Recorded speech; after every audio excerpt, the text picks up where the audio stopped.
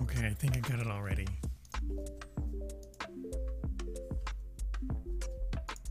This Gutenberg, or whatever it is, it's so challenging. Okay. All right, everybody, let's get ready.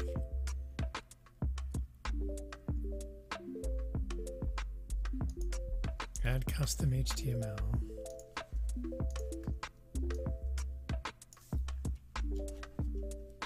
Add iframe. Paste. Okay, preview. We're good. Nice. Okay, let's save that to preview. And I think we're ready to go. All right, everybody.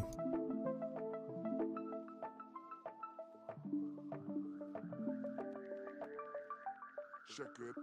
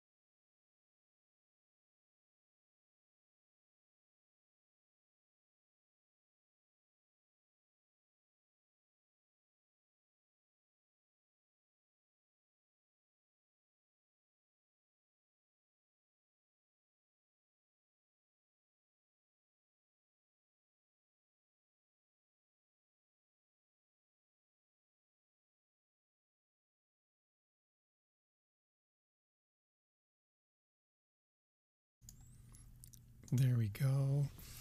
Hello, my friends. How are you? Thank you for stopping by. Hold on, I'm just going to go switch to the main screen.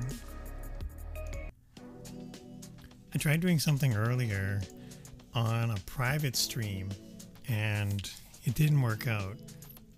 So I had to do some last minute configuring, changing. Okay, so I think this is working. Nice. All right. Thank you for stopping by. My name is Jason. This is the Outstanding Life Show. We talk about recovery. We talk about mindfulness. We talk about addiction. And there's been a lot of hard work that I put into this show over the past few months, but it wasn't really until the last, I want to say, the past probably 6 weeks that I really kicked it into gear. So I focused on a handful of things that I wanted to make the experience better. I started publishing content on the web, on WordPress, on YouTube, Facebook. I came up with show topics, and then that's what you saw me earlier doing, was getting it all set up and pre-organized for future episodes. Anyway, I was actually making a video as I was setting it up, and I was using a service, like a music service, but I got, after finishing what I thought was the video, I ended up going and like no one was watching it. Like I was an unlisted video to YouTube. And then as soon as I finished like the video, it was through a music service. It wasn't Spotify or Google Play or YouTube or anything like that. And it was supposed to be a monthly charge, but I ended up getting hit with a copyright strike. And I was like, what? Like, it wasn't even music that I downloaded. It was given to me as a copyright-free music. And I still got hit with a copyright strike. So I was like, that's it. I need to get some solution in place, because I wanted to have some nice tunes in the background, like just calming, murmuring, not even really a huge part of the show. And that's where I went and I signed up for something, a service called Epidemic Sound. It's a trial. So if that works out, then let me know in the comments below if you like this, because I don't like copyright strikes. In the meantime, thank you for stopping by. Thanks for hanging out. I wanted to jump right into the show, and I wanted to ask what your thoughts are. I ended up going and having somebody, they reached out to me, and I'm just going to put this as an overlay. Hold on. It's probably going to cover my face. Yes. So here we have, I've got my Instagram, and I wanted to show you, I've got all my videos loaded up here. And with the videos, they're all 1 minute long, and those are all transcribed. So I transcribe each of these videos out. They're only a minute, so it's not really that much to transcribe. And then I get messages and comments and likes and hearts, and I love all the engagement I get from you, my community. So I want to take a minute and celebrate that. And thank you for reaching out. It really means a lot. But there is so much. Like, I was looking at the amount of times I wake up to a message or two, and here's somebody that's asking to collaborate. And I'd never been asked that before. And I thought that was pretty amazing. I went and I was on Twitter, and I was just commenting on someone's video, and I was like, I really want to go and find out how this person does all their videos, because this person I was asking was like really interested, or like it's in a topic that I'm really interested about, and they always have content, like always, and it's like never ending. And so I there was a question that somebody asked, and they're like, who would you like to ask what question, and then what would you ask them? Who would you ask, and then what would you ask them? And then so in 180 characters, I was like, well, I want to interview this person to find out how they do batching their videos, how they do their engagement, how they do their interviews. Who's their favorite person they interviewed? Like, I really wanted to, like, I dug deep in my question. And then he replied, and he's like, yes, let's do it. Let's do the interview. So I was like, holy cow, this is amazing. I like that people are replying, or engaging for that matter, because it gives hope. It gives reassurance to know that there's other people out there who also consume content. And me as a starting out, like, content producer, I thought content creator was like, it'd be really neat to get some early tips on how they've got their massive channel. Like, they're in the millions, and here I am with 7 or 107 or whatever it is. But I wanted to say thank you for messaging, stopping by, saying hello, spending time. It really means a lot. I try and have a fun with these shows. I try and enjoy the moment. For January, I went and I made a theme of step 1. We're going to move into step 2 for this month, for February.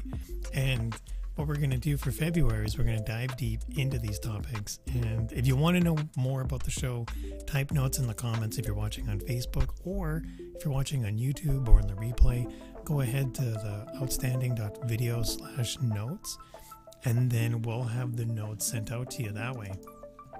Okay, so here we go. We have, Kathleen is here. Hello, Kathleen. How are you?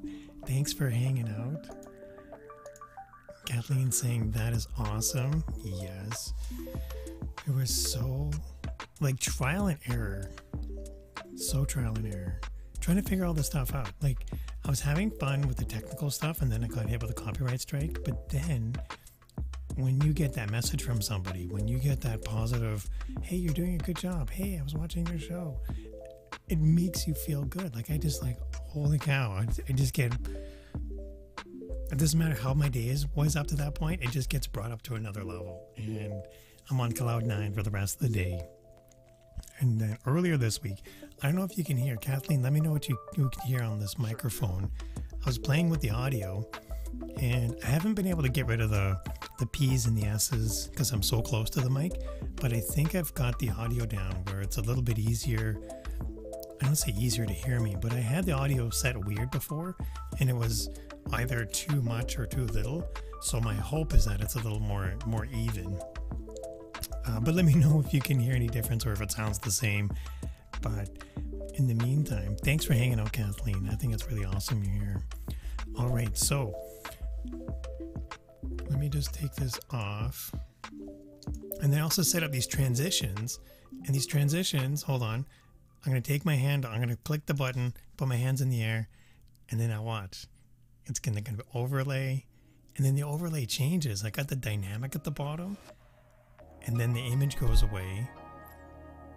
And then when the image goes away, the next one is a static one that doesn't move, and it's the same message, and this one's for the notes. That took me forever to figure out, but I'm really proud of myself that I was able to get that up and running. I'm so excited for what I'm calling season 2, even though this is step 2 in season 2. But I wanted to go and show what I'm up to, what I'm having fun with, what I'm hoping to do for the next little bit.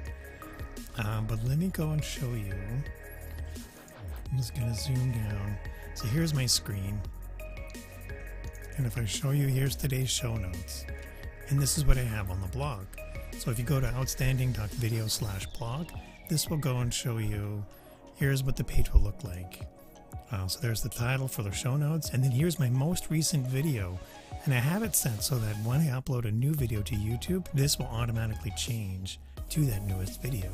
So it doesn't matter which blog post you go to, that's always going to be the newest video that's showing at the top. And then down below, here's actually what today's going to be about. And I like Gutenberg. I was complaining about Gutenberg earlier. I'm not really complaining, but I'm just saying Gutenberg has got a different language, and it took me a while to kind of wrap my brain around it. But then this new block format, I mean, I like it, but I've been able to get it set up so that I can have it in the format that I like and I can read.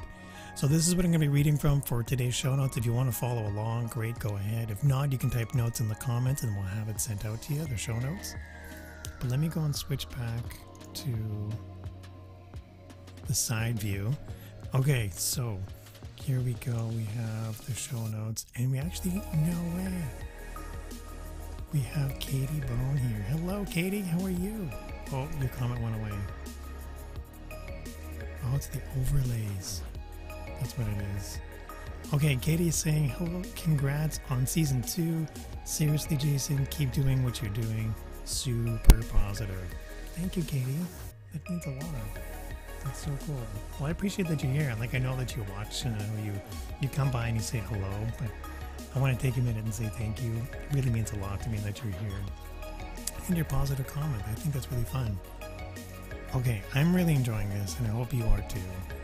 But let me go ahead and jump into what we're here to talk about. We're talking about step 2. And for those of you who don't know, if you're watching this, step 2, because there's 12 steps in the program, in the 12 steps of Alcoholics Anonymous. And then with step 2, it says, we came to believe in a power greater than ourselves, could restore us to sanity. And what I mean by that is you reach this critical point. Like, we all know that step 1 is admitting and recognizing you have a problem. Step 2 is when you start taking shape of actions. Like, you're not really taking shape right now, but you've coming to terms with the idea that there is a solution, and that if what I'm doing beforehand, like in my addiction, is the insanity part, then being restored to sanity would be something other than myself. It'd be something other than what I'm doing. So I know step 1 was leading me to recognize I had a problem, and then it wasn't until I reached step 2 that I came to believe that there's something bigger than myself, something other than me could restore me to sanity. So there's that part where if I'm the one driving the bus beforehand, and that's what led me to insanity, and then when I get to the point where I need help, where I want to reach out for support, that's where being restored to sanity comes in. That's where it doesn't jump into, early in the 12 steps, it doesn't jump into the higher power component, or it doesn't jump into the you need to do this, and this component. It's just coming to terms with the idea that something other than you is the solution.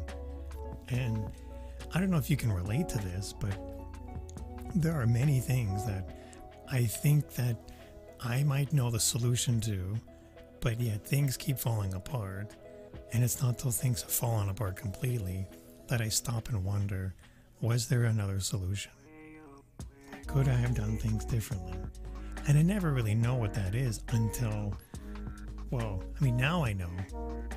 Now I know, and like I can appreciate what are the danger zones leading up to that. What are some signs that I can appreciate? What are some things I can stop and like thermostat checks? What are some things I can, if these things happen in this order, what are some signs that will prevent these from happening in the future?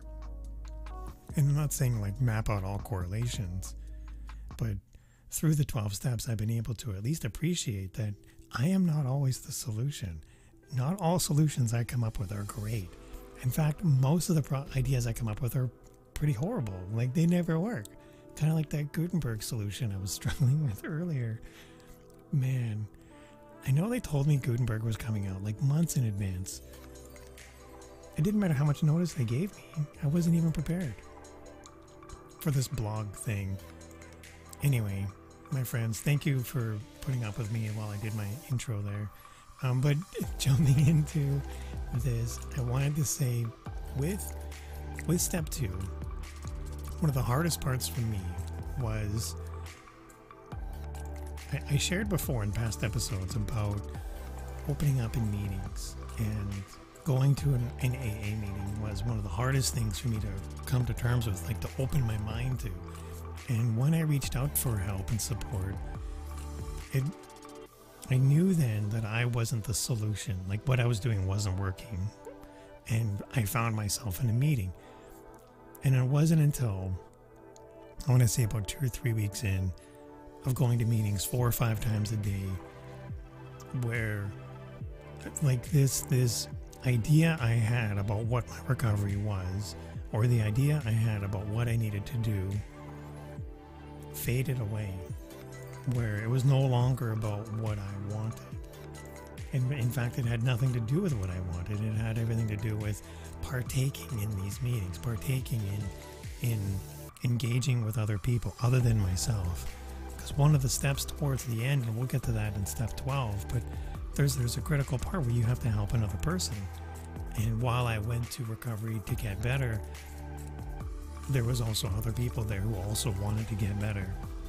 And they were there of their own like reasons. Like there was a story behind them that brought them here. But what brings us to the meetings is different. But what makes us stay is the message. I've called it the message before in another episode. But what binds us to recovery is our own commitment to ourselves. And like I can't go to recovery for you. And you can't go to recovery for me. I can't eat your own lunch. I can't go, and there are certain things that you yourself have to do and certain things I have to do, and I have to do it for my own self, and you have to do it for yourself. Step 2 is one of those things. I can't tell you that something bigger than yourself is the solution, and I can't tell you, like I can't learn that for you. That's something you yourself will adopt in your own way, on your own time, at your own pace. What I'm sharing is, for me, that's what took the 2 or 3 weeks. That's what took longer than it needed to. It took a long time because I was so hesitant in letting go of my ego. I was so hesitant in letting something else in. And it wasn't until things got really bad, until I sunk really low, that I was ready to give up and I was ready to throw my towel in. And that's the precipice. That's the beginning of step 2. Getting to that spot where, okay, everything else it's all downhill from here, so I might as well get some help. What does that look like? And that's where step 2 comes in. Step 1 is admitting I need help. Step 2, okay, how am I going to do that? What does that look like? That's something other than myself. That's something other than me or my ego. And that's where what brings me to ask for help is the hope that there is something else. That there's another way of feeling. There's another solution out there. There's something other than just what I'm experiencing that could be the solution. And I'm not able to do that on my own. I wasn't able to for the skill set I had, or the tools I was using, or the coping mechanisms I was trying to stuff myself with, all the alcohol I was trying to consume, all the other substances that I shouldn't have consumed. These were things that weren't really adding value, and I wanted a form of like healing. I wanted hope. I wanted closure. I wanted a better life. I wanted an outstanding life, but I wasn't able to do any of that on my own. So for me, step 2 was a big step. Step 1 was hard, yes, but step 2 was really the eye opener, because I was suffering. Like I was at a spot where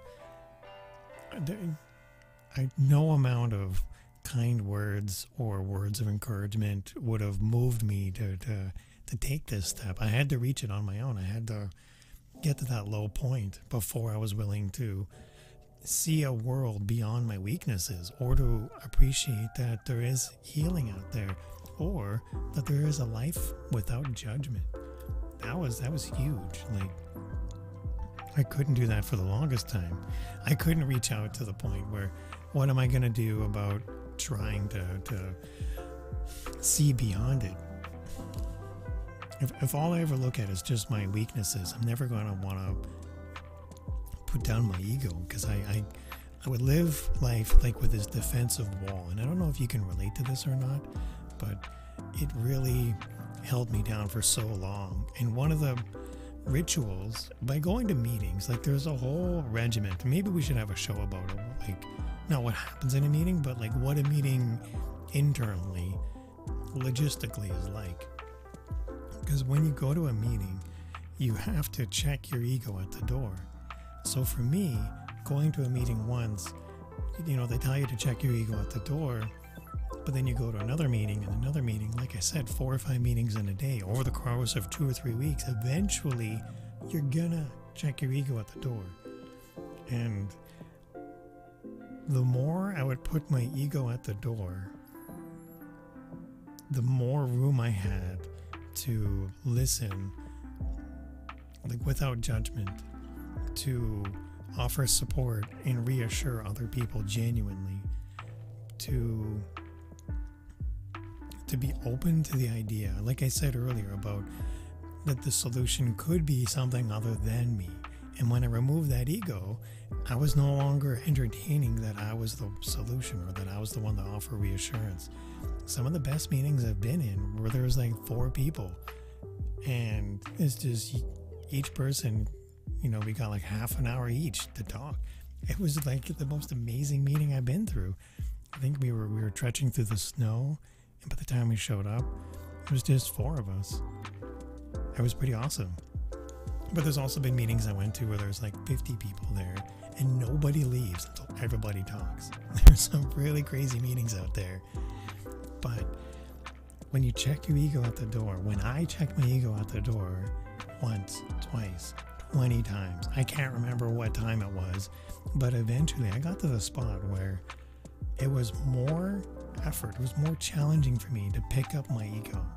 Like I was putting it down so many times at the door that eventually I picked up so much good stuff. Like I picked up so much value out of listening to other people's stories, empathizing with them, connecting with them, and then appreciating how their story relates to me, that eventually I didn't have it in me to pick up my ego that I just checked at the door. I didn't want to. Like I didn't have any more room in my life to accommodate it. Like I'm not saying I don't have ego. Like I do. I still do. Like I live with it every day. But what I don't do is I don't let it make decisions for me. And I don't know if you can relate to this, but if you do relate to this, let me know. Just type in the comments you agree, or if you totally disagree, again, let me know what your thoughts are. Shoot me a message. Let me know if I'm wrong. I just want to know what your thoughts are on this, because when I put my ego down for the 10th time, 20th time, I can't remember what it was, I didn't want to pick it back up. And today I still live with my ego, but what I don't do is I don't let it make decisions for me. I said that earlier.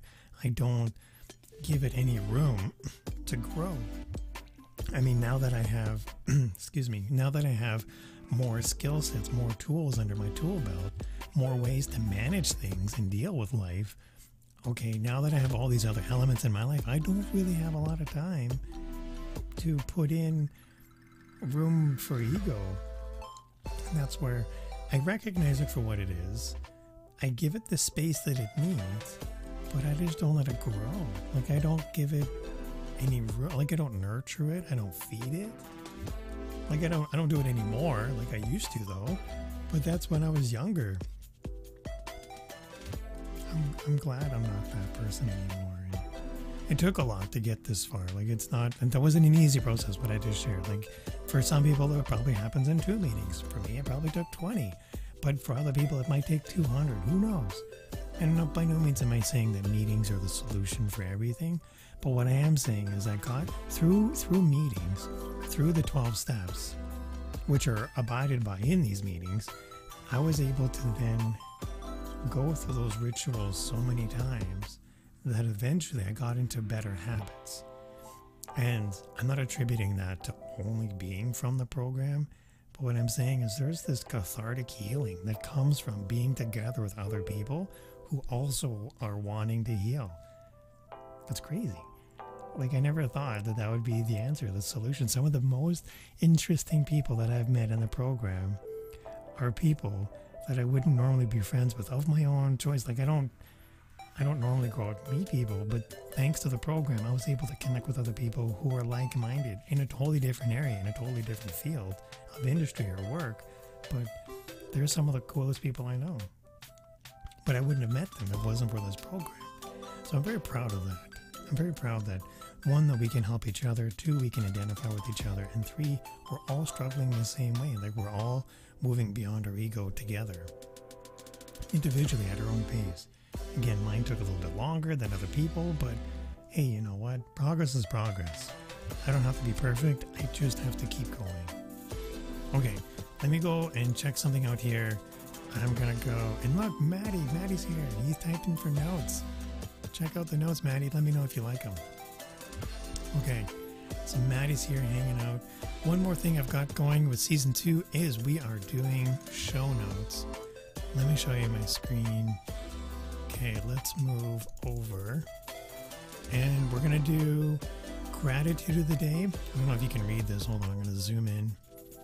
We're going to have a gratitude of the day, and we're also going to have an action of the day. So for today's gratitude is, today I'm thankful for my higher power for helping me have hope when times are challenging and to live a life without ego. And for today's action of the day, is today I will list the last time I let my ego make decisions for me, and I will share that with a recovery friend. So sharing with a recovery friend is important. Sharing in general is pretty amazing.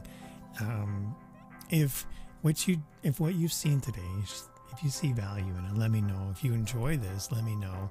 I'm having a lot of fun with this, and I'm putting a lot of effort into making this a more enjoyable experience, more engaging. I'm coming up with ideas to get more content out there and doing more episodes more often instead of longer episodes. Today was a little bit different because I had some technical issues, but my hope is to not have that in the future. In the meantime, thank you for hanging out. Thanks for stopping by. If you want to go check out another video, I've got a link set up. Remember when I said the video at the link here on the top? Hold on, I gotta go back to my screen.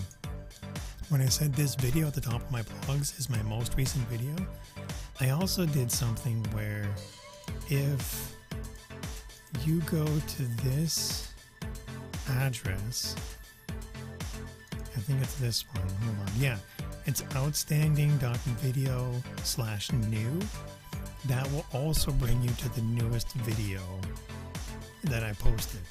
So that address I had at the bottom here, hold on, I think I can bring it up. Nope, that's not the one. That's the other thing. Hold on. Maybe it's this one. Yes. No. Oh my God. What am I doing? Let's try 4. There we go. Outstanding.video/new. And then that will be the newest video that I have posted. In the meantime, thanks so much for putting up with all my technical issues today. I'm having a lot of fun with it. I hope you are too. Let me know what your thoughts are, and then I look forward to seeing you in another episode. Okay, take care. Bye-bye.